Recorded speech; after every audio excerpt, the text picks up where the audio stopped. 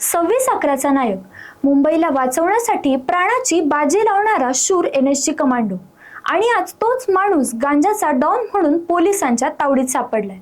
ही काही कुठल्या पिक्चरची स्टोरी नाही, तर ही आहे एक खरी कहाणी। पण तो माणूस नेमका आहे तरी कोण, काय आहे त्याची कहाणी, जाणून घेऊया आजच्या आपल्या या व्हिडिओमधून। नमस्कार, मी श्रुती आणि तुम्ही पाहत आहात महाराष्ट्र जागरण।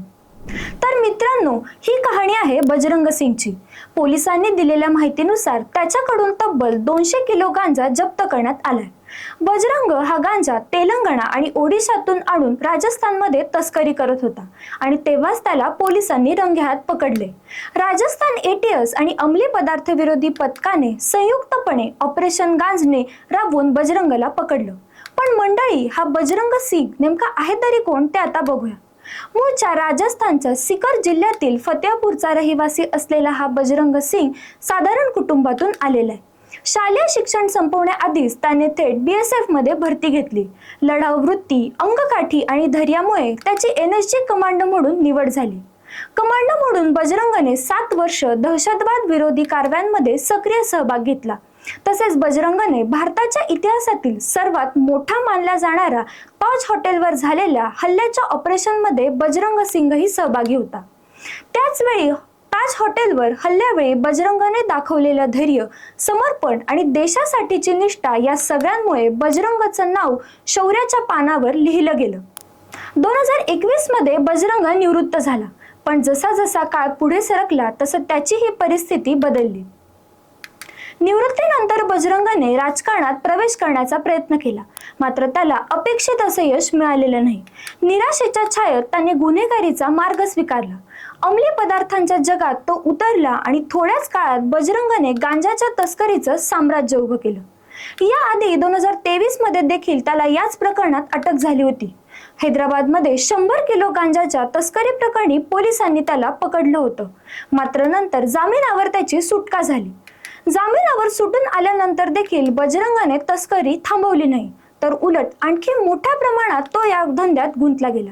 इकडे पोलिसांचा तपासही सुरूच होता, मात्र पोलिसांच्या हाती तो काही लागत नव्हता। शेवटी पोलिसांनी त्याच्यावर 25,000 रुपयांचं बक्षीस ठेवलं। इकडे बजरंग लपण्याच्या वेगवेगळ्या आयडिया शोधत होता। तितक्यात बजरंगची एक सवय त्याच्याच अटकेचं कारण ठरली। तो नेहमी ओडिशातील आपल्या कुक बरोबरच प्रवास करायचा। 2 महिन्यांपूर्वी याबाबत सुरक्षा यंत्रणांना माहिती मिळाली। त्याच्या कुकच्या नातेवाईकांवर तांत्रिक तपास सुरू केला आणि या सूत्रांवरून पोलीस थेट बजरंगच्या लपण्याच्या ठिकाणी पोहोचले। अखेर चुरू जिल्ह्यातील रतनगडमध्ये सापळा रचून त्याला पकडण्यात मोठं यश आलं। राजस्थान ATS आणि ANTFच्या या कारवाईचं आता मोठं यश मानलं जात आहे।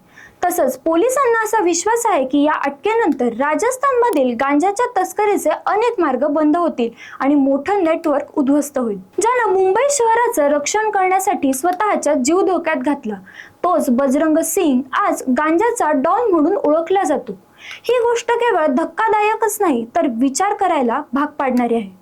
निवृत्तीनंतरच्या आयुष्यातील अपयश, निराशा आणि चुकीच्या वाटेवर घेतलेलं वळण त्याला कुठे घेऊन गेलं याचं हे जिवंत उदाहरण आहे। राजस्थान ATS आणि ANTFच्या कारवाईतून त्याचा पर्दाफाश जरी झाला असला तरी या घटनेनं समाजासमोर मोठा प्रश्न उभा केलाय।